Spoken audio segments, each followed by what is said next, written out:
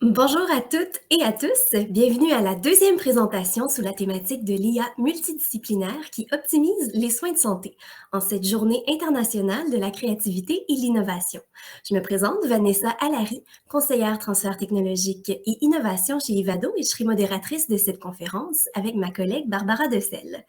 Quelques mentions en commençant. Comme vous le savez, le temps est précieux aujourd'hui puisque les présentations s'enchaînent automatiquement. Je ferai donc office de gardienne du temps. La présentation de Madame Flavie Lavoie-Cardinal sera suivie d'une période de questions. Je vous rappelle que vous pouvez écrire vos questions en tout temps dans l'onglet Questions en bas à droite de votre écran. Finalement, les présentations sont enregistrées. Vous pourrez y avoir accès en différé suite à l'événement et visionner les présentations des autres thématiques si vous le souhaitez.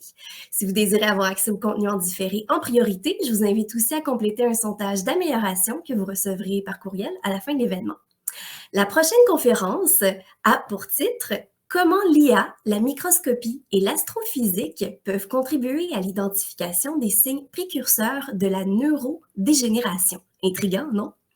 Maintenant, laissez-moi vous présenter votre conférencière, Madame Flavie Lavoie-Cardinal, chercheure au Centre de recherche Cerveau et chercheure aussi à l'Institut d'intelligence et données.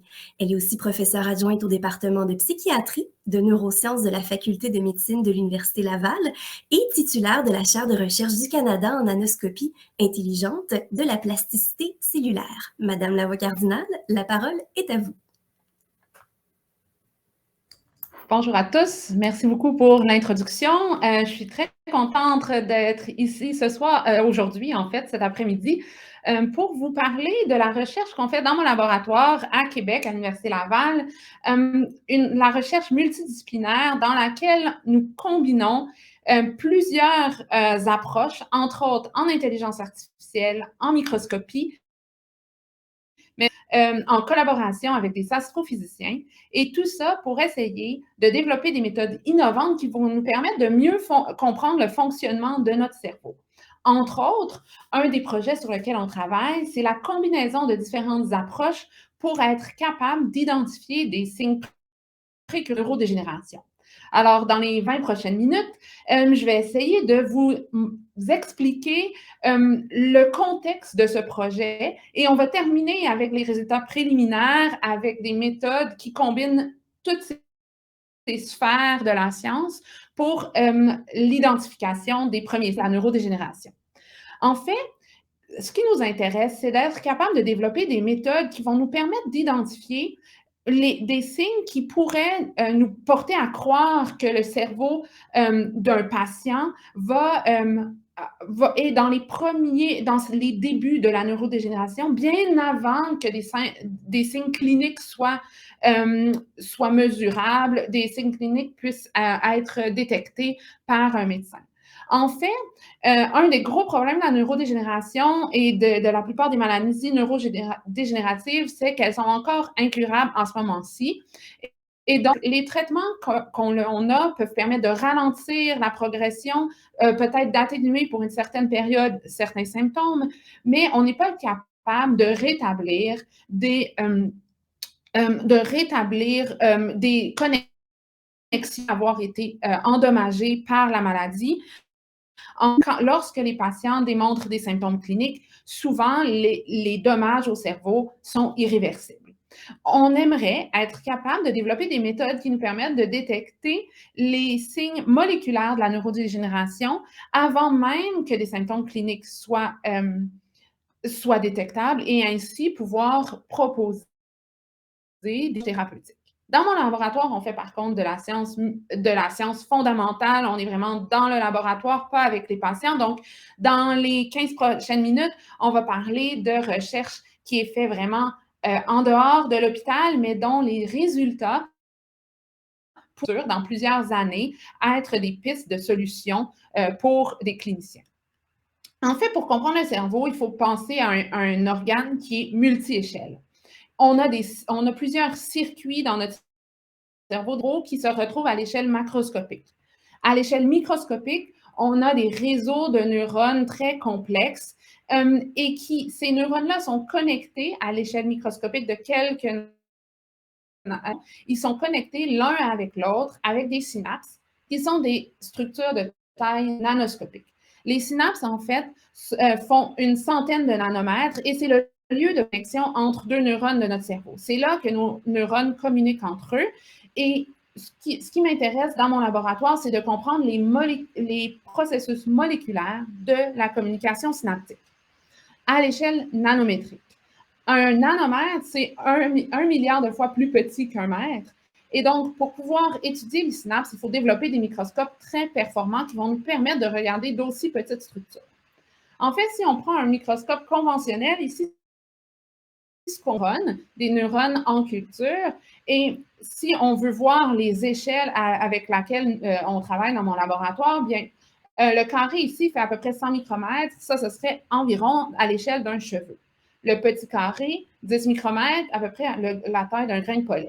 Et le petit point à l'arrière, ça serait à peu près 1 micromètre, la taille d'une bactérie. Et moi, ce qui m'intéresse, c'est d'aller regarder les processus à l'intérieur du cerveau qui se déroulent à l'échelle nanométrique, donc tout ce qui rentre dans le petit point que vous voyez au centre des carrés. Pour ça, ben, on développe des microscopes qui sont dits de super résolution. Le microscope que j'utilise dans mon laboratoire s'appelle un microscope de type STED. Comment ça fonctionne? En fait, on peut penser à des protéines dans notre cerveau, des protéines dans les échantillons, que l'on va venir marquer avec des toutes petites molécules qui sont capables d'émettre de la lumière. On va exciter ces molécules-là avec un faisceau laser et ces molécules-là vont émettre la lumière que nous, on peut détecter grâce à notre microscope. Pour pouvoir regarder une structure biologique, il faut balayer le faisceau laser sur toute la structure et reconstruire l'image de notre structure d'intérêt. Lorsque l'on fait de la microscopie conventionnelle, les structures nanométriques sont très floues et c'est pour ça qu'on a besoin de microscopes de super résolution. Ces microscopes-là utilisent un second faisceau laser pour rapetisser la taille de ce qu'on peut détecter et ensuite nous créer des images beaucoup mieux définies des structures nanométriques. De quoi ça a l'air dans le cerveau? Ben, par exemple, les petits bouts d'un neurone et en rouge et en vert, on a ce dont on parlait tantôt, la synapse. Et ici, c'est l'image super résolue. Donc, vous voyez que tout est devenu plus petit. On a une meilleure définition. Si on regarde encore les synapses dans les neurones, on a encore les deux côtés de notre synapse en rouge et en vert. Et encore une fois, on est capable maintenant de résoudre à l'échelle moléculaire l'organisation de la synapse, donc du lieu de communication entre nos neurones. Pour faire ça, ben, on va être capable de marquer avec des molécules qui peuvent émettre de la lumière, des molécules fluorescentes, différents types de structures et reconstruire des images de plusieurs protéines simultanément. Donc, par exemple, ici, on voit une branche d'un neurone avec en rouge et en vert les synapses. Et pourquoi dans un contexte comme ça? Ben parce que les images que l'on obtient sont très complexes et on a plusieurs défis afin d'être capable de les analyser. Mais ces défis-là représentent aussi des défis pour nous qui développons des algorithmes d'intelligence artificielle parce qu'il faut les considérer dans la conception de nos algorithmes. Par exemple, nos images sont très complexes et requièrent des experts pour pouvoir entraîner les réseaux de neurones si on veut, par exemple, entraîner des algorithmes supervisés. Pourquoi des experts? Bien parce que les structures que l'on regarde demandent beaucoup de choses. Elles sont compliquées à comprendre, elles sont compliquées à détecter. On ne peut pas demander à n'importe qui de venir nous aider à faire l'annotation parce qu'elle requiert d'avoir beaucoup de connaissances sur le problème biologique. Par exemple, ici, si on voulait différencier entre des anneaux d'une protéine lactine qu'on retrouve dans les axones et dans les dendrites d'un neurone, ben, il faudrait entraîner une personne à être capable de réaliser cette tâche-là. Ça demande beaucoup de temps. Ensuite, en terrain. En effet, si on regarde ici les synapses, on a des images des deux côtés de notre synapse et on demande à quelqu'un d'annoter la position de chacune de ces synapses-là. Une première personne pourrait réaliser cette annotation-ci. Une autre personne, avec une autre interprétation, pourrait réaliser l'annotation qu'on voit ici en vert. Les deux annotations seraient les bonnes, mais si on utilise ces annotations-là pour entraîner des algorithmes d'intelligence artificielle à détecter les synapses, on va avoir certaines imprécisions dans notre jeu de données d'entraînement.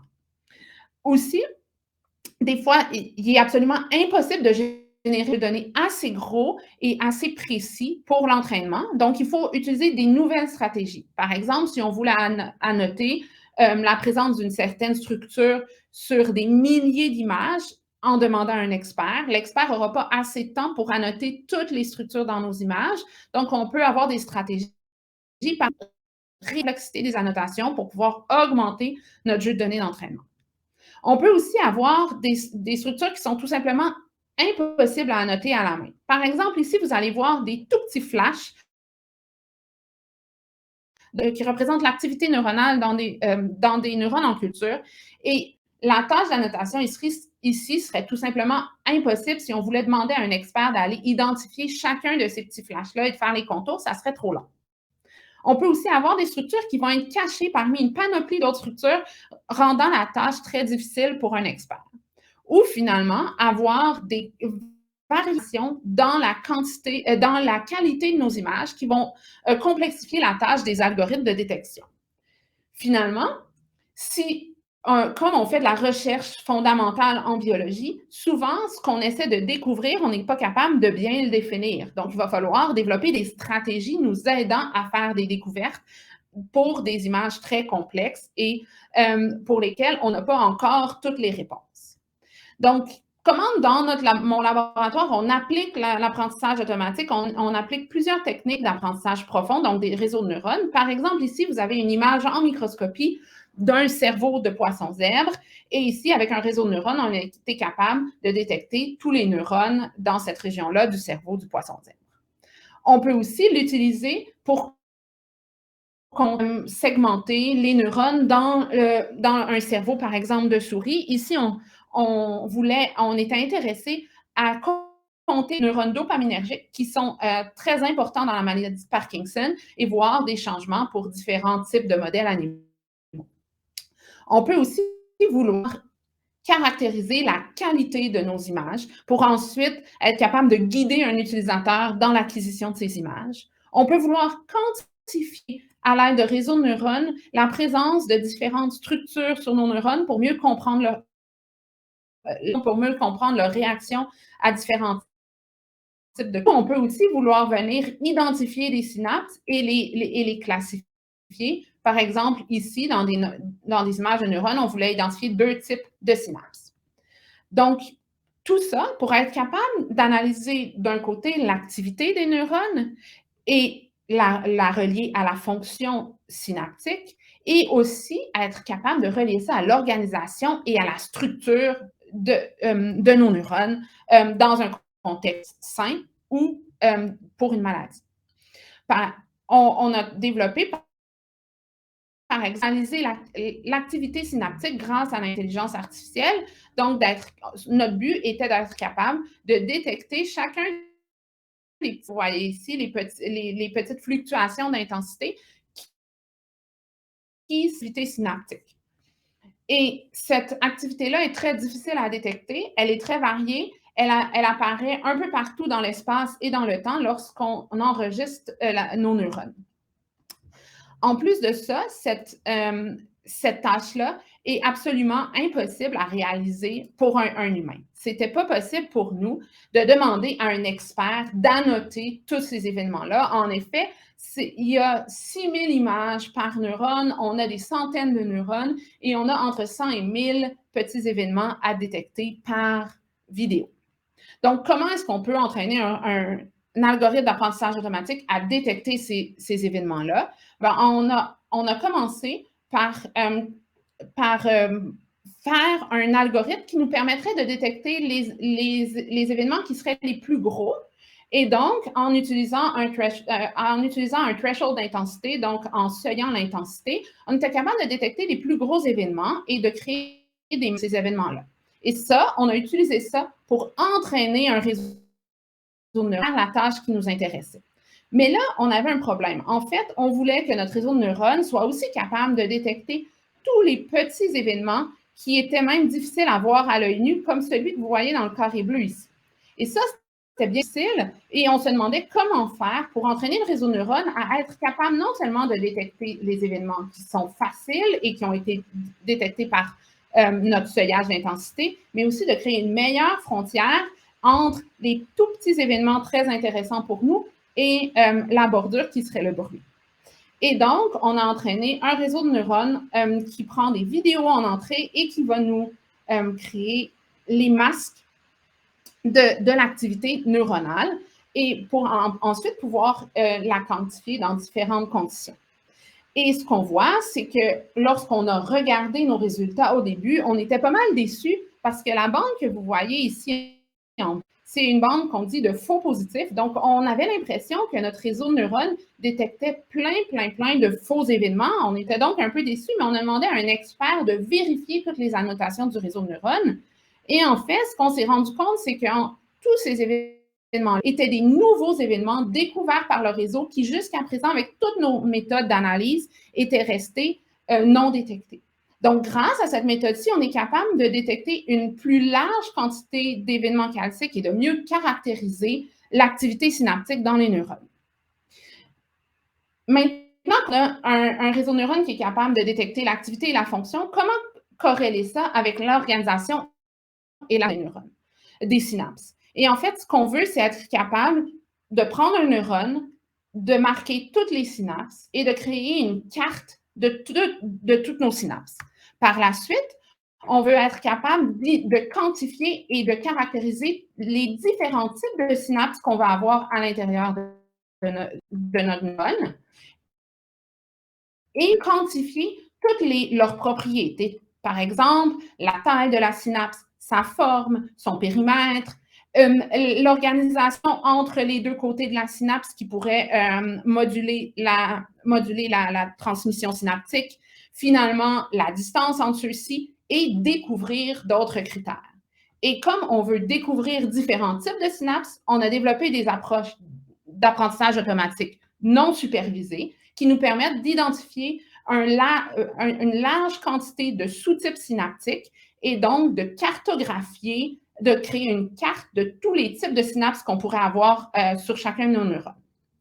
Et là, comment est-ce que ça, on peut appliquer ça à la détection des signes précurseurs de la neurodégénération?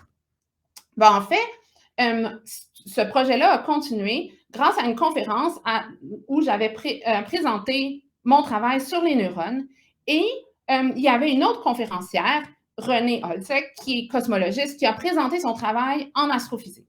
Et ce qu'on s'est rendu compte, c'est qu'il y avait plein de similitudes entre nos deux domaines. Avec deux chercheurs en intelligence artificielle, Audrey Durand et Christian Gagné, on a formé une équipe pour utiliser et développer des méthodes en astrophysique et en IA pour nous permettre d'analyser la neurodégénérescence synaptique. Et donc, on veut être capable de détecter des anomalies dans des images de microscopie de la même façon qu'en astro, on est capable de détecter des anomalies dans les images du ciel. Pour ça, ce qu'on veut faire, c'est être capable d'identifier des synapses malades de synapses en santé dans nos images de microscopie en utilisant des méthodes d'IA et d'astrophysique.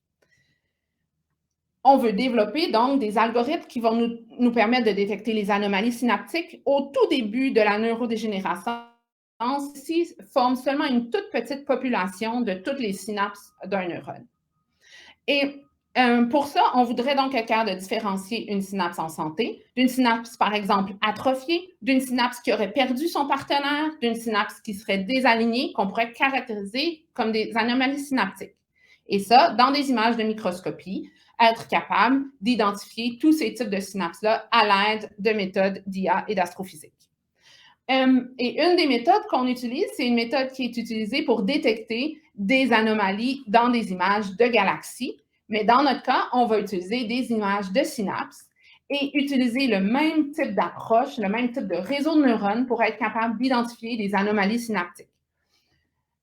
Aussi, on peut se baser sur la détection de transients dans le ciel. On en détecte des très grandes quantités à tous les soirs dans le ciel, être capable d'utiliser les méthodes développées en astrophysique pour maintenant détecter la fonction des synapses. Donc ici, on a appliqué une méthode qui est utilisée pour détecter des transients, donc des changements dans le ciel le soir, et on l'a appliquée à l'analyse de l'activité neuronale.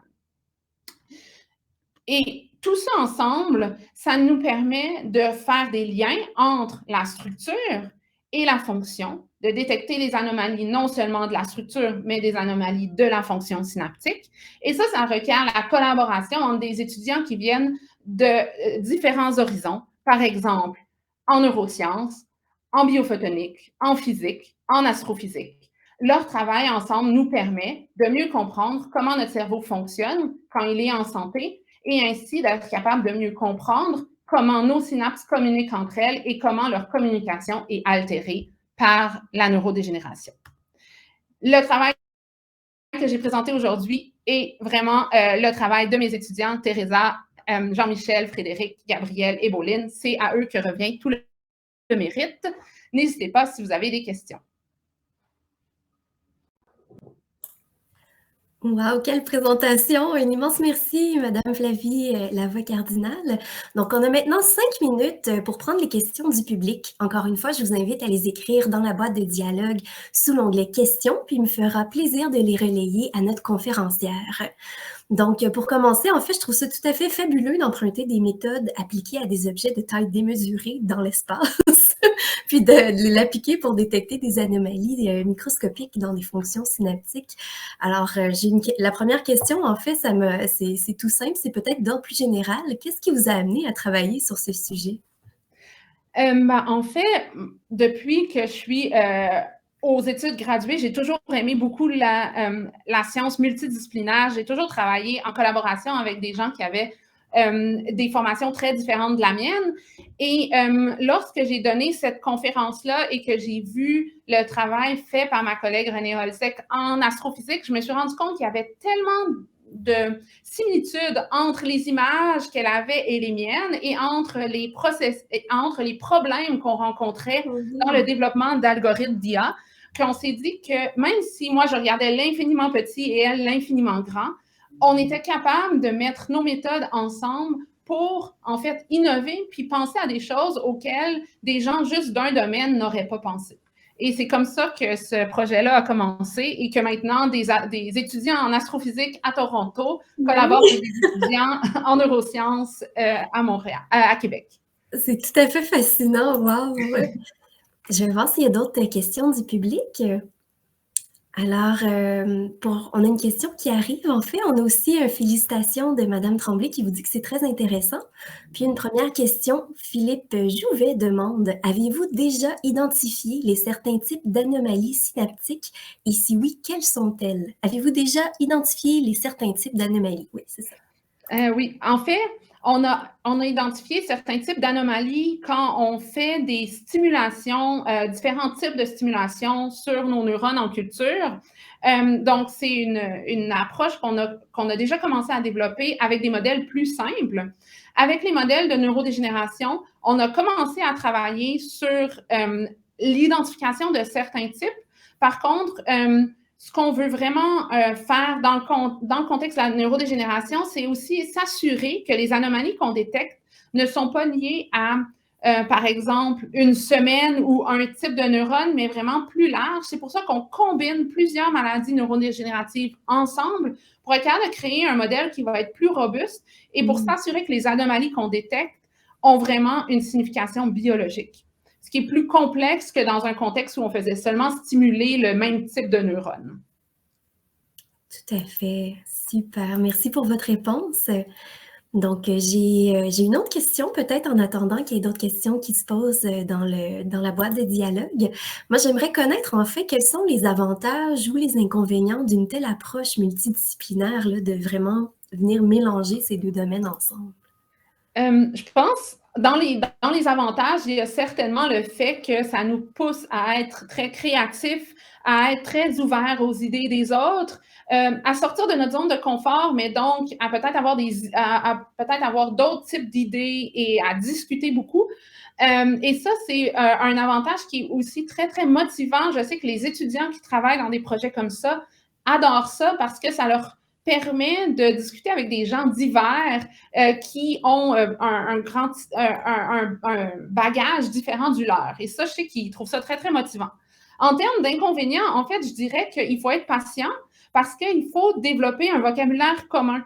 Donc, il faut s'assurer que, justement, un étudiant qui a étudié en biochimie, qui fait maintenant une maîtrise en neurosciences, va être capable de communiquer et de comprendre un étudiant qui a étudié en astrophysique. Et donc, ça demande du temps. Mais quand on met ce temps-là, ensuite, on en ressort là, gagnant, ça c'est certain. Et pour l'instant, ben, nous, on a seulement des expériences positives dans ce type de projet. Ah, mais c'est extraordinaire. Puis je pense que la question du discours, du vocabulaire, des mots, là, ça revient à travers toutes les disciplines aussi. Là. On a tant à apprendre des autres.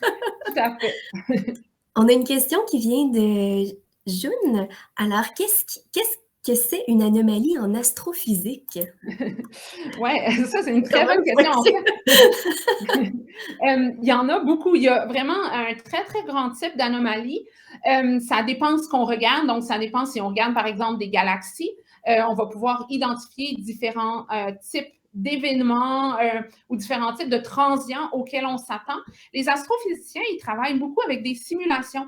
Donc, ils vont simuler le monde physique et ensuite essayer, dans leurs données réelles, de détecter des choses qui dérogent de ces simulations physiques-là. Et ça, c'est quelque chose qu'on fait beaucoup moins en neurosciences de comparer directement nos simulations. On simule aussi, mais on utilise d'autres approches. Et là, nous, on veut essayer de se baser justement sur ce type d'approche-là pour simuler nos attentes en termes de microscopie et essayer, dans nos images, de détecter des événements qui dérogent de ce à quoi on s'attend. Parfait, merci. Merci infiniment pour la réponse à ces questions. Donc, c'est déjà tout le temps qui nous était imparti. Un grand merci encore une fois pour votre présentation, Flavie. Puis merci aussi pour les questions du public. Donc, nous avons maintenant droit à une courte pause jusqu'à 15h15. Je vous invite à vous dégourdir les jambes, à prendre un café, puis surtout à rester des nôtres. Donc, je vous souhaite une bonne pause, bon événement et on se retrouve à 15h15. Merci.